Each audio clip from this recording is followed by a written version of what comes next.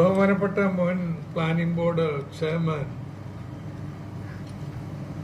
ശ്രീ ചന്ദ്രശേഖരൻ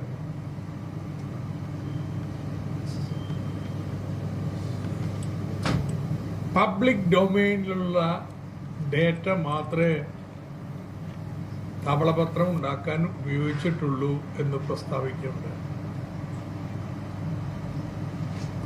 എനിക്ക് അദ്ദേഹത്തോട്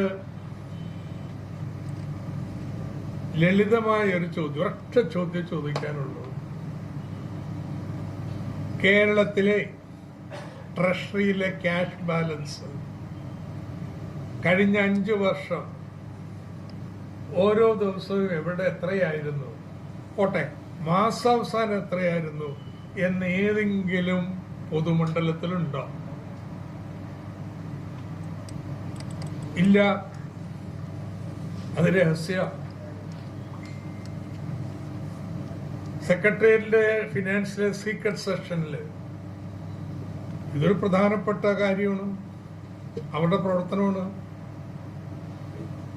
വർഷാവസാനത്തുള്ള cash balance മാത്രമേ പറയത്തുള്ളൂ.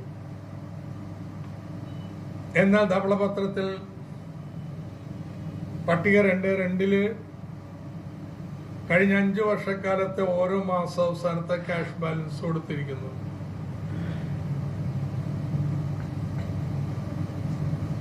പ്ലാറ്റ്ഫോമിലേക്ക് എങ്ങനെയാണ് നിങ്ങളുടെ സർക്കാരിന്റെ ഈ സീക്രട്ടായിട്ടുള്ള വിവരം നൽകാം? എന്തിനാ ഇതിന് സീക്രസി വെക്കുന്നേ? കാരണം ട്രഷറി മറ്റ് സംസ്ഥാനങ്ങളിലെ പോലെ സർക്കാരിന്റെ പണമിടപാട് മാത്രം നടത്തുന്ന സ്ഥാപനമല്ല. ഒരു ട്രഷറി സേവിങ്സ് ബാങ്ക് ഉണ്ട് അവിടെ. പണ്ട് തിരുവിതാംകൂറിൽ ഉണ്ടായിരുന്നതാ. ഇന്ത്യൻ യൂണിയൻ ലയിച്ചപ്പോ ഇതെടുത്ത് കളയാൻ മറന്നുപോയി. കസ്റ്റംസും സ്റ്റാമ്പും അടിച്ചടിക്കാനുള്ള അവകാശം മാറ്റി, ഇത് മറന്നുപോയി. അങ്ങനെ കേരളത്തിലെ ട്രഷറിക്ക് മാത്രമുള്ള ഒരു കാര്യമാണ്. എത്ര കോടി രൂപയാണ് അവിടുത്തെ ബാലൻസ് എന്നറിയോ? സേവിങ്സ് അക്കൗണ്ട്, സേവിങ്സ് ബാങ്ക്സിൽ 70,000 കോടി രൂപയുണ്ട്. വിശ്വസിക്കോ? അന്ന് മുതൽ ഇന്ന് മുതൽ വരെ കിടക്കുന്നതാണ് 70,000 കോടി രൂപ. ഒരു വിശ്വാസത്തിന്റെ പുറത്താണ് നിൽക്കുന്നത്. എപ്പ ചെന്നാലും നമുക്ക് ഈ പണം എടുക്കാൻ പറ്റുമെന്നുള്ളതാണ്. അങ്ങനെയല്ല. വർഷം മുഴുവനും ഈ ട്രഷറി മൈനസാണ്, ഓവർ ഡ്രാഫ്റ്റിലാണ് എന്നൊക്കെയുള്ള വിവരം പുറത്തു വന്നിട്ട് എന്റെ വിശ്വാസ്യത അറിഞ്ഞു കഴിഞ്ഞിട്ടുണ്ടെങ്കിൽ 70,000 കോടി വേണ്ട, അതിന്റെ ഒരു 1/4 പിൻവലിക്കാൻ ആള് വന്നിട്ടുണ്ടെങ്കിൽ കൊടുക്കാൻ സർക്കാരിന്റെ കാശുണ്ടാവും. വിശ്വാസത്തിന്റെ പ്രശ്നമാണെന്ന്. അത് തകർത്തിട്ടുണ്ടെങ്കിൽ മറ്റെല്ലാ ബാങ്കും പൊളിയണ പോലെ ഇതും പൊളിയും കേട്ടോ. അപ്പൊ ധവളപത്രക്കാര് പറയാ, ഞങ്ങളിനി ട്രഷറി എന്നും മൈനസ് ആവൂല, ഒരിക്കലും മൈനസ് ആക്കൂല, എപ്പോഴും മിച്ചമായിട്ട് വെക്കാൻ പോയാണ്. കഴിഞ്ഞ സർക്കാരിന്റെ 10 വർഷക്കാലം എടുത്തു കഴിഞ്ഞാൽ എല്ലാ വർഷവും ഒട്ടനവധി ദിവസം ട്രഷറി മൈനസ് ആയിരുന്നു. ഈ മൈനസ് എന്ന് പറഞ്ഞാൽ എന്താ? സർക്കാരിനെ ചെലവിനുള്ള വരുമാനം ഒരു ദിവസം ഉണ്ടായില്ലെന്നിരിക്കട്ടെ, അല്ലെങ്കിൽ ട്രഷറിയിലെ ക്യാഷ് ബാലൻസ് 1.6 കോടി രൂപയ്ക്ക് താഴെയാണെങ്കിൽ അവ മൈനസിൽ പോകും. അങ്ങനെ വന്നാൽ എന്താ? 3,666 കോടി രൂപ, 3,600 കോടി രൂപ റിസർവ് ബാങ്കിൽ നിന്ന് ഒരു 3%, 4% പലിശക്ക് കിട്ടും. നമ്മൾ ഉണ്ടാക്കിയുള്ള സിങ്കിങ് ഫണ്ട് തുടങ്ങിയിട്ടുള്ള ഡെപ്പോസിറ്റുകളിലെ ഗ്യാരണ്ടിയിൽ എടുക്കണതാണ്. സർക്കാർ കടം മേടിക്കുകയാണെങ്കിൽ ഇപ്പോ 8-9% കൊടുക്കണ്ടേ? ഇപ്പോ എന്താ പറയുക, കടപ്പത്രം വഴിയല്ല. അല്ലല്ല, ഇത് റിസർവ് ബാങ്കിൽ നിന്ന് എടുക്കണം. കടപ്പത്രത്തിന്റെ ആവശ്യമില്ല. കടപ്പത്രം വഴി എടുക്കുന്നതിന് കറക്റ്റ് ഈ പറയുന്ന തുക വരും. ഏത് 8% പെട്ടാണെന്ന് തോന്നുന്നു. ഇവിടെയാണെങ്കിലോ 2% അല്ലെങ്കിൽ 3%. ഇനി 3600 കടന്നാലോ മൈനസായി. അതുകൊണ്ടും കഴിഞ്ഞില്ല. ഒരു 2600 കോടി രൂപ ബേസ് ആൻഡ് മീൻസ് എന്ന് പറഞ്ഞ് റിസർവ് ബാങ്കിന് വായ്പ എടുക്കാം. അതിനും നമ്മുടെ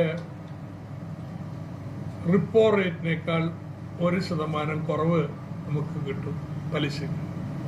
എൻ്റെ ചോദ്യം, ഈ 6000 കോടി രൂപ ഓളം വരുന്ന തുക ഈ ചെറിയ പലിശക്ക് കിട്ടുമെന്നുള്ളത് എന്തിനാ വേണ്ടെന്ന് നോക്കണേ?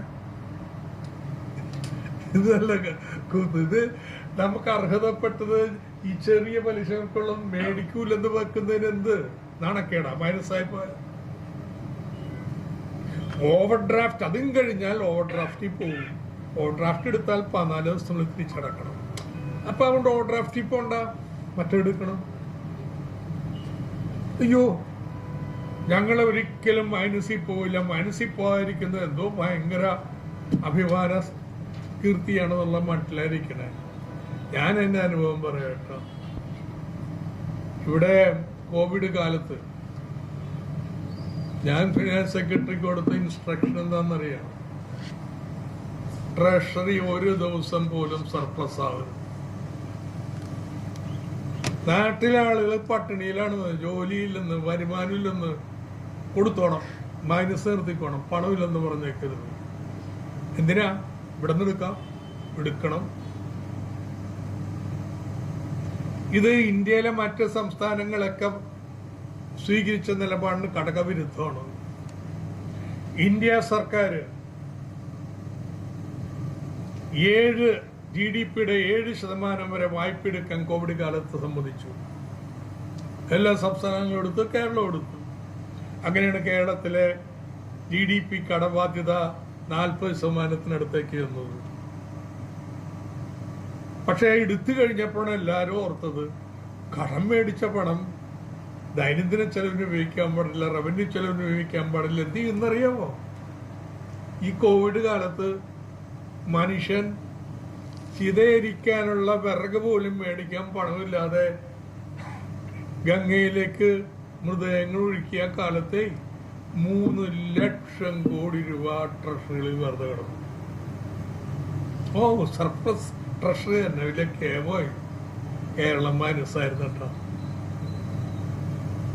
അതുകൊണ്ട് ഈ ധവളപത്രക്കാരോട് പറയാനുള്ളത്, ഫിനാൻസ് എന്ന് പറഞ്ഞാലേ വരവും ചെലവും ഒപ്പിക്കണ പരിപാടിയല്ല.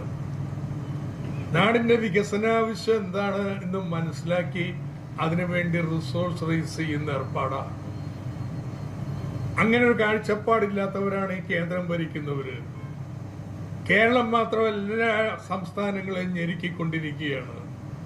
ഈ ഒരു സാഹചര്യത്തിൽ എന്തൊക്കെ ഉപായങ്ങൾ കിട്ടുമോ അതൊക്കെ ഉപയോഗിച്ച് നമ്മുടെ നാട്ടിലെ ജനങ്ങളുടെ ക്ഷേമം, വികസനം മുന്നോട്ട് കൊണ്ടുപോകാനുള്ള ധനകാര്യം കൈകാര്യം ചെയ്യേണ്ടത്. അതല്ലാതെ വരുമാനവും ചെലവും ഒപ്പിച്ചോ, സ്വപ്പം കൂടിപ്പോയോ കുറഞ്ഞു പോയോ എന്ന് നോക്കലല്ല.